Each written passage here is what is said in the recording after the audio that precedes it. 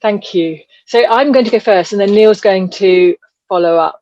So I'm going to very much talk from the perspective of having lived in Marmalade Lane for the last 2 years and what it's been like in the context of COVID. So I think some of the themes that have already been highlighted are going to come out as I talk that through. So as some of you all know, Marmalade Lane is a co-housing community of 42 homes in Cambridge, and it was completed in January 2019. And the scheme was designed to support an intentional community that would be owned and managed by the residents. And so as such, the key design objective was to encourage residents to know their neighbours, and to support residents to spend time together, to share spaces and share their lives far more than would be normal. So in that sense, we have a development that was really designed for sociability, experiencing a context where sociability was something that came with significant risks. So there's a car-free lane, a shared garden with much smaller private gardens with very low boundary walls. All of the apartments have balconies, usually recessed, and a shared common house. And in that is a space for eating, meeting, socialise together, along with more practical spaces like shared guest bedrooms, a laundry, a woodwork shop and a gym. And so I both live there and work with town. And when I was reflecting about what has been helpful in the context of COVID, sort of looking at it from a community asset perspective, then these were the items I identified. And I think we've sort of picked up some of those themes. That if we've already got a sense of community, then it was strengthened during lockdown. So these established relationships, a shared vision and values, some established communication channels. We used Slack to communicate. We already had ownership and control of the site and a means to make decisions. We had adaptable spaces and funds to facilitate that. And we had this culture of sharing and giving practical and emotional support, etc. So all of those were assets that came in useful. So in terms of what happened, the first thing that happened was the common house closed, very much a reactive thing, and a new laundry was created in the workshop to separate the higher risk households from the rest. And we'd anticipated food shortages, so we'd made a big bulk order for the first time, and we started an internal shop, and you can see that on the left-hand side in a large storage cupboard at the back of our undercroft. And then we obviously had people starting to work, and we also started a bulk fruit and veg order that was set up, and the common house really became the place, the hall became the place where that was sorted every week. It was a massive initiative designed to help people not go out of the community and reduce the interactions outside. And both those initiatives have continued. The shopping delivery slots were shared, and again that is still continuing, and the requests on Slack for missing ingredients became far more intense for a while. Use supplies became a valuable community asset, and I have a partner who's 70, and we've been very much adopted by a younger couple in the community who now do all our shopping for us, which is a lovely sign of the support that's there. Of course, when all the children at home and people trying to work from home, what happened initially was there was a shortage of tables and chairs within the community, and so they were borrowed and swapped around between households and from the common house. We began to set up office spaces within the common house. Since it wasn't being used, that began to make sense, so they could escape from households full of children.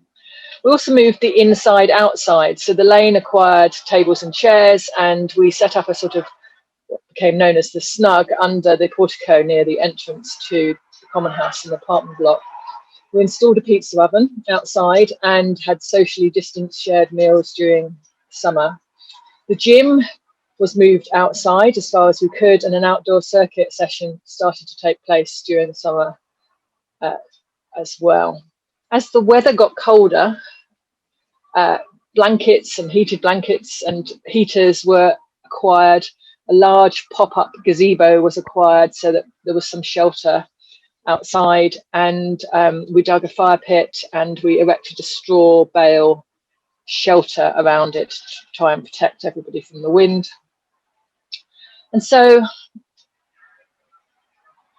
of course, with everybody's social life restricted, there was an opportunity to get very busy, and so we started loads of projects during lockdown, and since that these post-it notes capture some of them.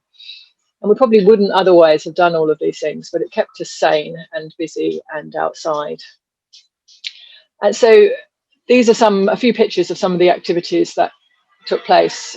For about 6 months, we were painting a development hoarding outside of the community. And here is a picture of one of my neighbours who started cooking lunch for anybody who wanted it on Tuesdays in the Common House kitchen. We carried on with our monthly litter pick when it was legal to do so. And here we're planting 13 mature trees that arrived in November for planting. So there's been plenty of opportunities for distant social engagement for people, and combined with lots of sort of practical support activities. But it hasn't all been easy. And I think one aspect was that the guidance and law really didn't cover our setup, although I definitely pored over it and took advice, but we were none the wiser at the end of it. There were differing views about the risks existing within the community. In that regard, we're just a reflection of society at large. And so reaching consensus has sometimes been difficult, and we've really had to work hard to respect each other's choices. And after spending a day on work-related Zoom meetings, community meetings on Zoom have become a quite tiresome feature. So we've substantially cut down on our meeting activity to try and survive during this time. Winter has made it much harder for people to spend time outside, and the new variant and lockdown has been taken very seriously by most. So we still meet each other as we go about the community, whether that's to the bins or the compost or to our bikes and cars. And there were Zoom coffee meetings that some participate in. The biggest challenge has been the shared garden. So I think it's really interesting that's been picked up. It's been both a blessing, and probably for most it's been a blessing, and for some it's been really difficult. We've got about 25 children of all ages, and we knew it would be our biggest risk in terms of COVID spreading through the community if we allowed children to play together. And while they weren't going to school, that was a sort of navigable risk, but once they were back at school, the risks obviously increased. So it's been wonderful for most children. We've added a trampoline, climbing frames, climbing rope. They're out there all the time, really, in different constellations of groups. And they've been able to maintain their existing social networks and continue to play freely. There was an initial period where we had a rota, quite a complex rota, to enable children to go outside, to create separate bubbles that maintain those existing relationships, but also respected that some families where they didn't want their children to mix with other children. And so those meetings were quite fraught as we worked hard to try and navigate that. And there were many views about the correct approach to take. And there were quite a few, we're in Cambridge, so there were quite a few scientists among the mix as well, adding to that conversation. So we had 2 families out of 42 households who kept quite a hard line on their approach, and as they lived on the lane, they requested that other children didn't play in the lane, not to sort of upset their own children who were more restricted in terms of where they could play. A rota for play supervision was established during the summer so parents could get some work done whilst the children were playing. As I said, when the children returned to school, we started to have periods of isolation for families, and that was hard. Curtains and blinds came down so their children couldn't see outside at the play that was going on. And so for a few, sharing a garden has been difficult, but I think and it has led to quite difficult conversations. However, for many, it's been quite a blessing for their children, their social lives have continued, and for those without children, it's been a place to meet people at a distance and just try and keep sane. So I think I should end by saying, and hand over to Neil, that before I do that, that we have had COVID in the community over Christmas. One household required it at a nursery and another acquired it as it was sort of going out every day. But we've been fortunate that it hasn't spread any further from those households. So I hope that gives you a good insight into how how we were able to respond to COVID and where the challenges came. If I pass on to Neil, I'm going to move on a slide because Neil's going to say something about our new scheme in Wilton. Thanks, Francis.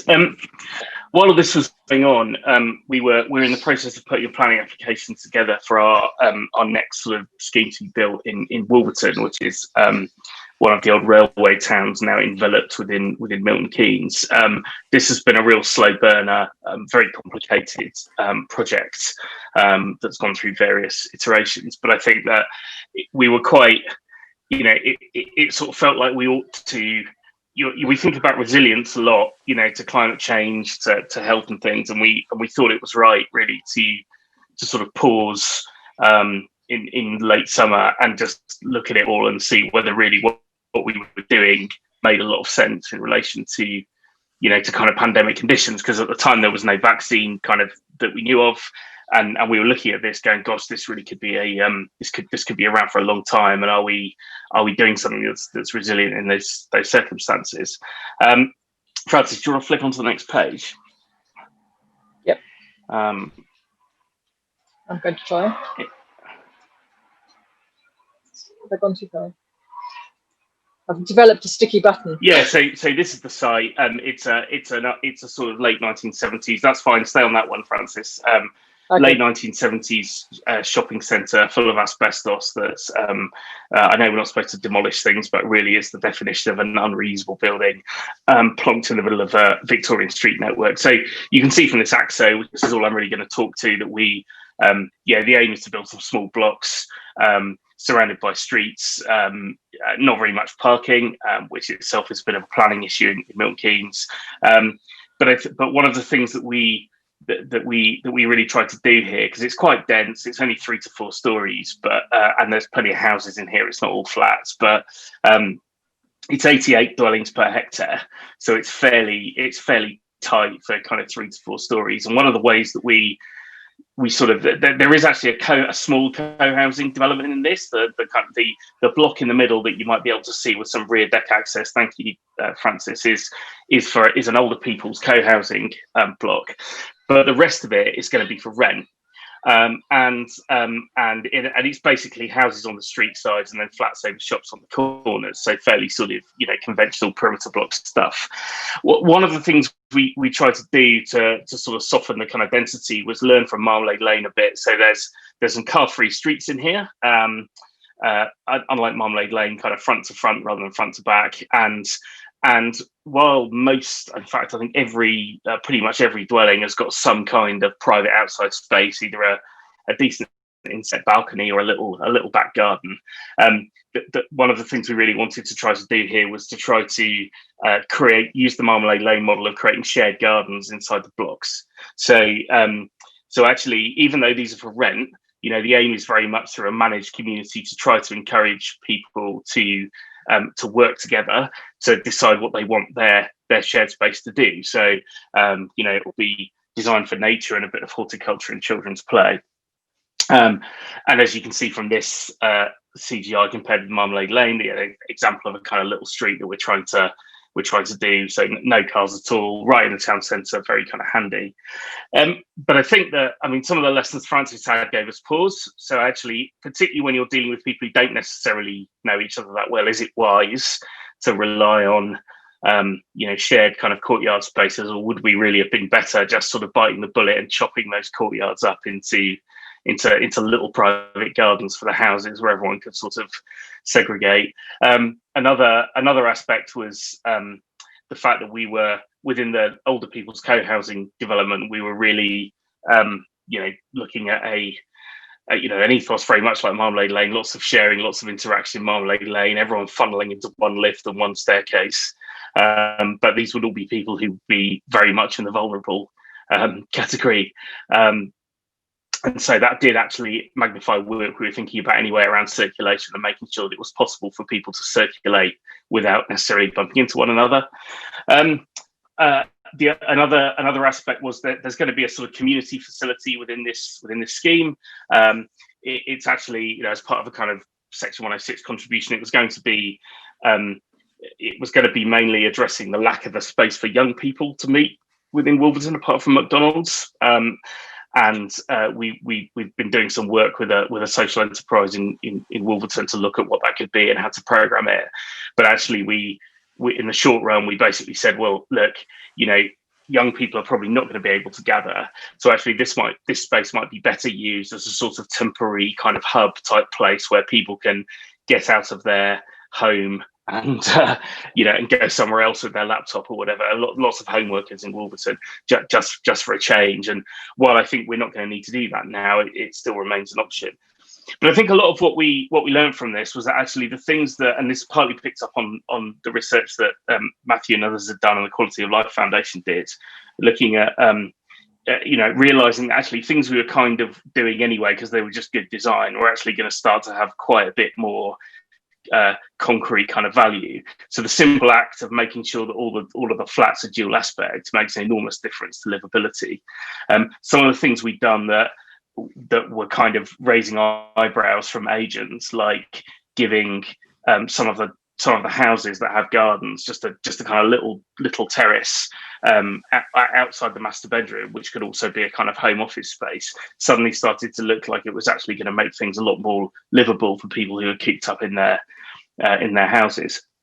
And obviously, it goes without saying that if you can make a place that it makes it easy for people to get out and just wander around the streets without, being knocked over or breathing in endless particles, but then that's got to be a good thing as well. So we made a few tweaks, but by and large, I think what we felt was that it kind of reinforces most of the things that most of us would regard as good practice anyway around how to lay development out, the benefits of density and so forth. So that's just a little coda really to how we sort of try to take some of the learnings and put it forward.